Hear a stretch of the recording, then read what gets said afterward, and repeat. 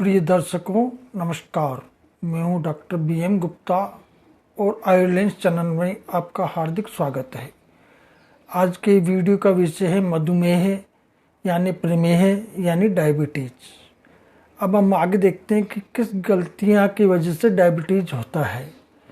इसके बारे में डायबिटीज़ के बारे में बताते हैं कि डायबिटीज़ के मरीज की तादाद भारत में आजकल तेज़ी से बढ़ रही है। इसका कारण खराब दिनचर्या और खान पान है, जबकि दूसरा कारण इसका जेनेटिक है। अगर घर में पहले से किसी को डायबिटीज़ रही है तो आपको भी हो सकती है, इसलिए आपको सतर्कता बरतनी बहुत ज़रूरी है। तो चलिए जानते हैं कि किन आदतों को अपने जीवन का हिस्सा नहीं बनाना चाहिए जिससे शुगर प्रिकॉशंस यानी कि डायबिटीज़ जैसी गंभीर बीमारी का खतरा आपके ऊपर न मंडराए। तो चलिए जानते हैं उसके बारे में। डायबिटीज़ लाइफस्टाइल संबंधी बीमारी दर्शकों, जिसमें खून में शुगर की मात्रा बढ़ जाती है। डायबिटीज़ जो तेज़ी से फैल रही है, इसके अधिक समय तक एवं बढ़ने से मधुमेह जनिक तंत्र का क्षति यानी डायबिटिक न्यूरोपैथी संबंधित बीमारियां पैदा हो जाती है। इसी में आगे उच्च रक्तचाप यानी high blood pressure, kidney diseases, retinopathy यानी आँखों की बीमारियां, अंधता एवं हार्ट डिजीज यानी हृदय विकार भी उत्पन्न हो जाते हैं। अमूमन ये बीमारी उम्र बढ़ने के साथ होती है, लेकिन पिछले कुछ सालों से डायबिटीज़ की बीमारी कम उम्र के लोगों को भी अपना शिकार बनाने लगी है।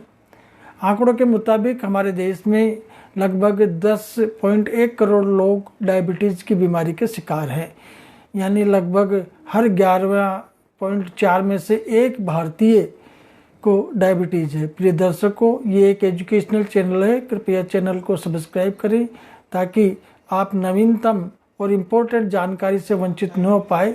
और आपको वीडियो अच्छा लगे तो शेयर करें, लाइक करें। आइए आयुर्वेद के अनुसार मधुमेह पर आयुर्वेद का क्या मत है, इस पर अपन बात करते हैं। मधुमेह को आयुर्वेद में प्रमेह रोग का बढ़ावा स्थिति कहा गया है।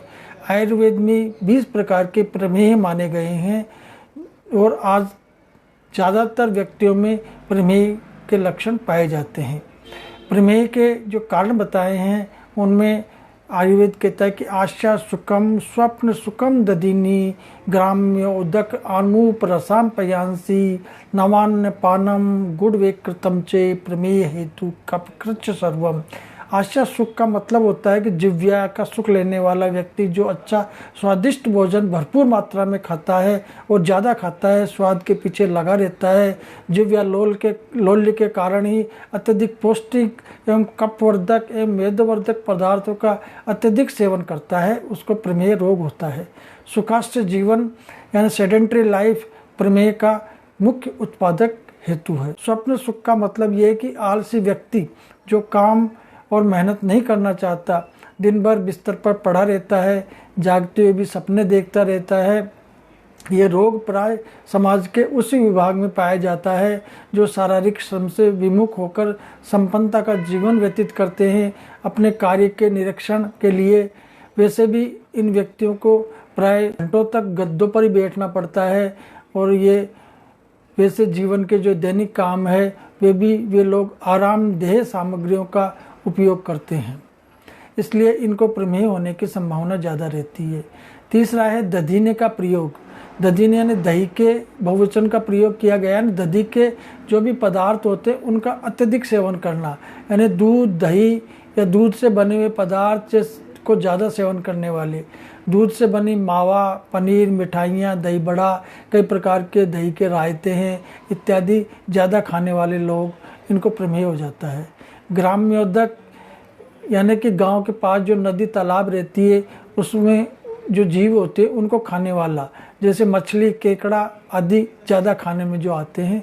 अनूप यानी जो पानी के ऊपर रहते हैं, जैसे बतख आदि का मांस रस का अधिक सेवन करने वाला। नवान्न पानम यानी कि नए अन्न का सेवन करने वाला।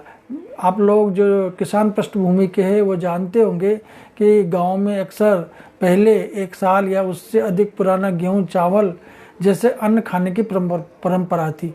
धीरे धीरे ये परंपरा किसी कारणों से बंद सी हो गई और अब खेत से अनाज घर आते ही सीधा उसका सेवन कर दिया जाता है। आयुर्वेद इसे भी एक प्रमेह का कारण मानता है। अगला है गुड़ विकृतम से, गुड़ या गुड़ से बने हुए विकार जैसे चीनी इत्यादि, इसका भी अधिक सेवन करने से प्रमेह होता है। अगला है लास्ट है, इसमें प्रमेह हेतु कफकृच्छ स्वरम, जितने भी कफवर्धक पदार्थ है वो प्रमेह के कारण होते हैं, जैसे अत्यधिक घृत के साथ नवधान्य दाल, जलीय प्राणियों का मांस, सब्जियां, तिल, तिलकल्क, खीर, कसरा, गन्ने से बने पदार्थ जैसे खांड है, गुड़ है, दूध है, नव मद्य है, अपरिपक्व अथवा ताज़ा दही है, मधुर अथवा नव पदार्थों का अत्यधिक सेवन करने से प्रमेह होता है। शरीर की शुद्धि नहीं करना, व्यायाम नहीं करना, श्रम का अभाव रहना, अत्यधिक लेटे रहना, अत्यधिक नींद लेना, बैठे रहना, इनके अतिरिक्त सर्व कफ मेद एवं मूत्र वृद्धि कारक जो कारण होते हैं इनको प्रयोग में करना। आचार्य चरक ने कफज, पित्तज एवं वातज के आधार पर 20 प्रकार के प्रमेह बताए हैं। ये प्रमेह उचित समय पर समुचित चिकित्सा न किए जाने पर मधुमेह यानी डायबिटीज़ का रूप धारण कर लेते हैं। अब हम आगे डायबिटीज़ से कैसे बचें इसके बारे में बात करते हैं। डायबिटीज़ का नाम सुनते ही दर्शकों लोगों के मन में इस बात का डर बैठ जाता है कि अब इस बीमारी के साथ ही हमें जीना पड़ेगा। लेकिन डायबिटीज़ गलत लाइफस्टाइल और गलत खानपान की वजह से होती है, इसलिए लाइफस्टाइल और खानपान में सुधार कर इसे हमेशा के लिए ख़त्म किया जा सकता है या डायबिटीज़ आने से पहले ही इसे रोका जा सकता है। प्रिय दर्शकों, दरअसल डायबिटीज़ तब होती है जब पैनक्रियाज से इंसुलिन हार्मोन कम बनता है या बनता ही नहीं है, या इसके बनने के बावजूद शरीर इसका प्रतिरोध करने लगता है। इसके लिए मुख्य रूप से क्या जिम्मेदार है इसका पता आज तक नहीं चल पाया है, लेकिन माना जाता है कि गलत खानपान और गलत लाइफस्टाइल इसके लिए जिम्मेदार है। यही कारण है कि हम लोग अक्सर डायबिटीज़ के मरीजों को लाइफस्टाइल और डाइट में परिवर्तन करने की सलाह देते हैं। तो आइए लाइफस्टाइल और डाइट में बदलाव कर कैसे डायबिटीज़ से बचा जा सकता है इसके बारे में बात करते हैं। पहला है वज़न को कंट्रोल करें। शुगर पर लगाम लगाने के लिए वज़न को कंट्रोल करना बहुत ज़रूरी दर्शकों। कई रिसर्च में ये बात सामने आ चुकी है कि जिन डायबिटीज़ के मरीजों ने अपने वज़न को कंट्रोल किया उनके ब्लड शुगर का स्तर कंट्रोल हो गया। मेयो क्लिनिक के मुताबिक एक बड़ी रिसर्च में ये बात साबित हुई है कि जिन लोगों ने अपने वज़न में सिर्फ 7% की कमी की उन्हें डायबिटीज़ होने का जोखिम 60% से कम हो गया, 60% तक कम हो गया। दूसरा है फिजिकली आप एक्टिव रहें, यानी कि आप शिथिल न हो जाएं, हमेशा किसी न किसी काम में खुद को शारीरिक रूप से सक्रिय रखें। इसलिए आप किसी भी तरह की एक्सरसाइज करें और व्यायाम करें और आसन, प्राणायाम, प्रत्याहार, ध्यान, धारणा, समाधि करें। रोज़ाना पैदल चलें, साइकिल चलाएं, घर के काम को नियमित रूप से खुद करें। जो पौधों पर आधारित फूड खाएं। डायबिटीज़ से बचने के लिए अधिक से अधिक प्लांट आधारित फूड का सेवन करें। हरी पत्तेदार सब्जियां हैं, नट्स है, टमाटर है, फल, बिना स्टार्च वाली सब्जियां हैं, दाल, गोभी, बीन्स, मटर, मसूर की दाल, साबुत अनाज, बार्ली, जौ आदि का नियमित रूप से सेवन करें।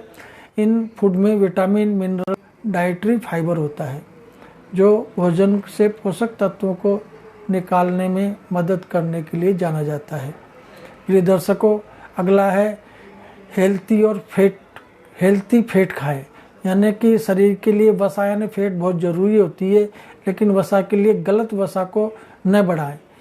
जिन चीज़ों में सैचुरेटेड फैट होता है वह बैड फैट होता है, जैसे डेयरी प्रोडक्ट है, मीट है, रिफाइंड तेल है, डालडा है, प्रोसेस्ड फूड है, बटर है, चीज़ आदि में बैड फैट होता है। लेकिन ऑलिव ऑयल, सरसों का तेल, सनफ्लावर तेल, कॉटन सीड का तेल, बादाम और बीन, मूंगफली, कैनोला का तेल, कद्दू के बीज, अलसी के बीज आदि में अनसैचुरेटेड फैट होता है। ये फैट शरीर के लिए फ़ायदेमंद है, इस वजह से इनका प्रयोग करें। और फिर आगे तनाव से मुक्त रहें। 6 से 8 घंटे प्रतिदिन नियमित सोएं।